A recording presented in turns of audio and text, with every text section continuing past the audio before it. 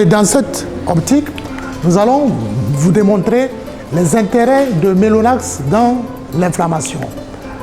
Toujours en avant-propos, Mélonax M correspond à 20 heures de demi-vie de Mélonax. Le E de Mélonax correspond à 90% de biodisponibilité de Mélonax. Le L de Mélonax rappelle que Mélonax est un anti-COX-2 préférentiel. Nous allons voir pourquoi. Le O de Mélonax nous dit que le Mélonax est votre molécule de méloxicam. N de Mélonax révèle que Mélonax est un anti-inflammatoire non stéroïdien. Le A de Mélonax signifie que le Mélonax appartient à la famille des oxycam. Et le X de Mélonax nous dit que Mélonax est disponible en 2 dosages, à savoir Mélonax comprimé dosé à 15 mg et Mélonax comprimé dosé à 7,5 mg. En introduction, oui. C'est pas parce que j'ai oublié que tu vas me cacher. D'accord.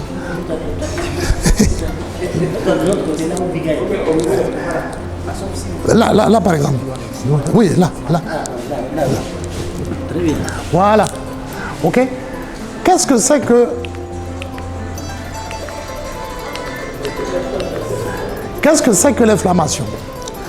L'inflammation est une réaction normale, mais exagérée du système de défense de l'organisme qui est enclenchée en réponse à un traumatisme, soit à un traumatisme, brûlure ou piqûre par exemple, soit à une agression externe ou interne par un pathogène, les bactéries par exemple. Lorsque la réaction inflammatoire se déroule dans les tissus, réaction inflammatoire, se déroule dans les tissus vascularisés, préférentiellement dans le tissu conjonctif. C'est pour cela que lors de la réaction inflammatoire, des médiateurs chimiques sont libérés en cascade par les macrophages et les mastocytes depuis les vaisseaux sanguins de la zone infectée ou lésée pour permettre de contrer l'action nuisible des agresseurs internes ou externes. De ce fait, la libération des médiateurs préformés tels que l'acide arachidonique, puis néoformés, par exemple les prostaglandines et leucotriènes, va s'exprimer par des symptômes cliniques tels que la rougeur, la douleur, le gonflement, la chaleur, voire l'altération de l'organe touché. Au surplus, on distingue 2 types d'inflammation. L'inflammation aiguë, qui survient en phase précoce et se caractérise par un œdème exudatif, une congestion vasculaire et une infiltration des polynucléaires. Et l'autre type d'inflammation, c'est l'inflammation chronique qui survient en phase tardive et se caractérise par une persistance dans le temps, voire pendant des semaines ou des années. Et aussi, pour le soulagement des malades souffrant des symptômes cliniques de l'inflammation, on a recours à des médicaments anti-inflammatoires qui existent sous diverses classes thérapeutiques, notamment les anti-inflammatoires non stéroïdiens.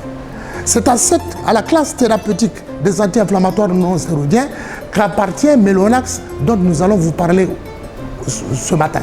Votre Mélonax est la préconisation des laboratoires Stride Pharma pour un soulagement plus efficient des malades souffrants.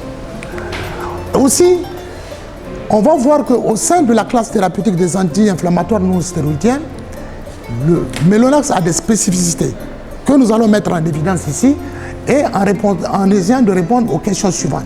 Quels sont les bénéfices patients qu'apporte Mélonax? Quels sont les avantages thérapeutiques de Mélonax? Et quelles sont les caractéristiques pharmacologiques de Mélonax? D'abord, les bénéfices patients qu'apporte Mélonax. Ils sont liés, ces bénéfices patients-là, au fait que la molécule de Mélonax, c'est le méloxicam, qui consacre une évolution moléculaire, est un anti-inflammatoire non stéroïdien de nouvelle génération. En effet, le Mélonax appartient à la famille des oxycam et développe à la fois des propriétés anti-inflammatoires, analgésiques, antipyrétiques et inhibiteurs de la biosynthèse des prostaglandines. De ce point de vue, il n'y a pas de différence avec les autres anti-inflammatoires non stéroïdiens. Okay? Alors, cependant, les différences commencent ici au fait que la demi-vie de Mélonax est de 20 heures, source RCP. La demi-vie de Mélonax est comprise entre 13 heures et 25 heures de demi-vie, source Haute Autorité de la Santé en France.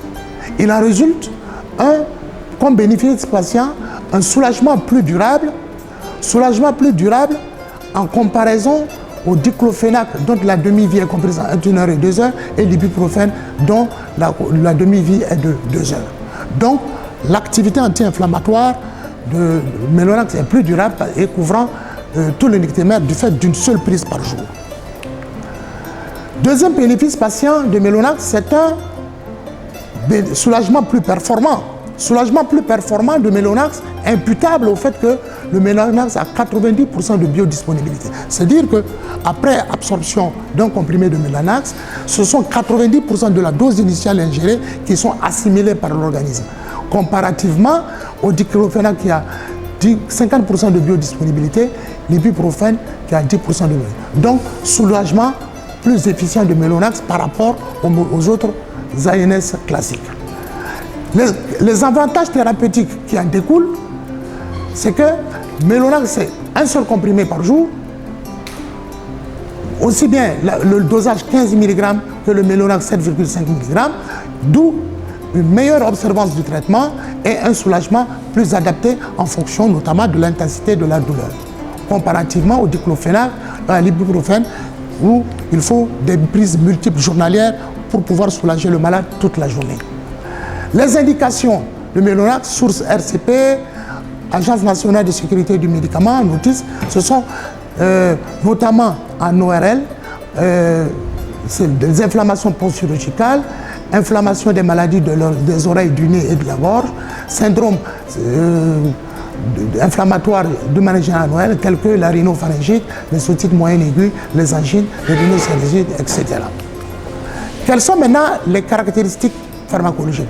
C'est elles qui nous permettront de distinguer, de faire la différence, de voir le plus que le Mellonacks apporte par rapport aux autres anti-inflammatoires non stéroïdiens. D'abord, première différence essentielle, le Mellonacks est un puissant anti-inflammatoire, un anti-COX-2 préférentiel. Anti-COX-2 préférentiel parce que le Mellonacks inhibe préférentiellement les isoenzymes COX-2, ce qui majore l'activité, le potentiel d'activité anti-inflammatoire du Mellonacks. Et par ailleurs, le Mellonacks a une faible affinité pour l'isoenzyme COX-1, d'où une meilleure tolérance gastrique, rénale et cardiovasculaire. Meilleur profil de tolérance donc. Alors, pour mieux comprendre, pour bien expliquer ces différences, nous allons rappeler les mécanismes, le schéma de la cascade des médiateurs pro-inflammatoires. On voit que, en définitive, l'acide arachidonique apparaît comme le précurseur unique des deux voies de l'inflammation.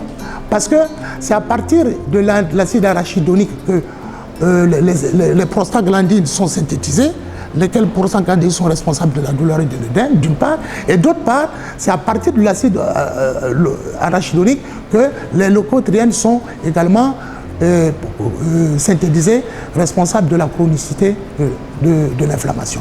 Alors, où est-ce que Mellonacks va agir? Mellonacks agit au niveau de la cyclooxygénase. Et c'est cette partie qui va nous intéresser parce que les corticoïdes sont des anti-inflammatoires qui agissent à un autre niveau, la phospholipase A2, les leucotriènes sur les leucotriènes. Donc ce qui va nous intéresser, c'est les AINS par rapport à Mellonacks sur la cyclooxygénase. Et de quelle manière? La cyclooxygénase est l'enzyme responsable de la synthèse, de la transformation de l'acide arachidonique en prostaglandine. Dans ce processus de synthèse, la cyclooxygénase va se décomposer en isoenzyme COX-1, en isoenzyme COX-2 et en isoenzyme COX-3. En vérité, le potentiel de l'inflammation est détenu par l'isoenzyme COX-1. L'isoenzyme COX-2. La COX-1, c'est elle qui est responsable des effets délétères au niveau de l'estomac, des reins, de l'endothélium, des plaquettes, de l'hémostase, etc. Quant à la COX-3, elle n'a pas de rôle connu dans l'inflammation, mais la littérature américaine nous renseigne quelque part que c'est au niveau de la COX-3 que l'acétaminophène agit pour soulager les patients. Alors, donc, au niveau de ces différents COX-1 et COX-2, où agissent Mellonacks, où agissent les AINS classiques?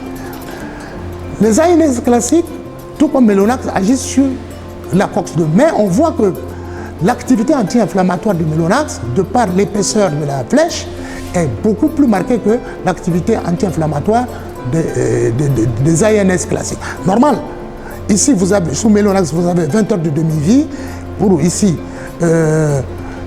comment dirais-je, 1 heure à 2 heures de demi-vie.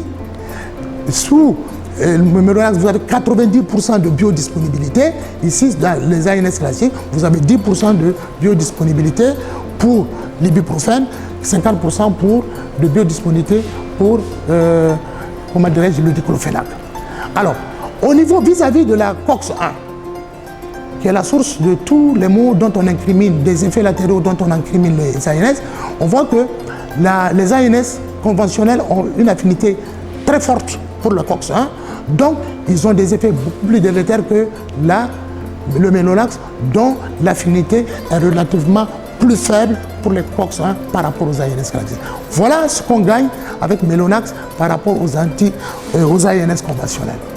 Alors d'ailleurs, nous avons ici un magnifique schéma produit par Neima Zebrouk, Alain Thomas, Dan Ben Hamoun, dans la revue Médecine thérapeutique de John Libert et Aurélie. Donc, très sérieuse revue médicale. Vous avez donc la cyclooxygénase, COX-1, COX-2, décomposition en isoenzyme COX-1, COX-2. On a 3 groupes, finalement, au sein des anti-inflammatoires non stéroïdiens. Vous avez 3 sous-groupes les ANS conventionnels, les ANS préférentiels et les ANS sélectifs. Tous les 3 ont un point commun, c'est celui d'agir au niveau de la COX-2, mais avec plus ou moins de puissance les uns par rapport aux autres. Ça veut dire que l'activité anti-inflammatoire du Mélonax, qui est un inhibiteur préférentiel, sera supérieur à celui des ANS conventionnels. Vis-à-vis de la COX-1, les inhibiteurs sélectifs n'ont aucune affinité pour la COX-1. Par contre, les ANS conventionnels ont une affinité plus forte sur la COX-1 comparativement aux inhibiteurs préférentiels dont l'affinité pour la COX-1 est relativement faible. Donc, Mélonax, par rapport aux ANS conventionnels, a une efficacité inflammatoire nettement plus accrue et avec un profil de tolérance meilleur. Source, revue médicale thérapeutique, John Libert, Neima Zebrouk et autres. Okay? Conclusion. En conclusion, Mélonax, c'est votre molécule de méloxicam. C'est un anti-inflammatoire non stéroïdien qui inhibe préférentiellement la cyclooxygénase COX-2 tout en épargnant relativement la cyclooxygénase. Tout est lié ici. Toute la différence de Mélonax par rapport aux ANS conventionnels. Cette meilleure tolérance relative n'apparaît qu'aux posologies minimales, on précise toutefois. Mélonax est un puissant anti-inflammatoire qui apporte aux malades un soulagement plus durable parce que la demi-vie est de 20 heures, un soulagement plus performant parce que c'est un anti-COX préférentiel et avec 90% de biodisponibilité, un soulagement plus adapté de Mélonax parce que 2 dosages sont disponibles, le Mélonax 7,5 mg boîte de 10 comprimés et Mélonax 15 mg boîte de 10 comprimés. Mélonax, c'est une tolérance meilleure du fait de sa faible affinité pour les enzymes COX-1, meilleure observance du traitement parce que là, c'est en prise unique journalière. Voilà, donc, en définitive, en conclusion, Mélonax, 20 heures de demi-vie, 90% de biodisponibilité, anti-COX-2 préférentiel, molécule de méloxicam, anti-inflammatoire non stéroïdien, appartenant à la famille des oxycam, 2 dosages disponibles, Mélonax 15 mg et Mélonax 7,5 mg. Le prix de Mélonax, c'est de 5 200 francs pour la boîte de 10 comprimés concernant Mélonax 15 mg pour 10 jours de traitement. Quant au Mélonax 7,5 mg, le prix c'est 3 900 francs pour 10 jours de traitement également. Je vous remercie, mesdames, mesdemoiselles et messieurs.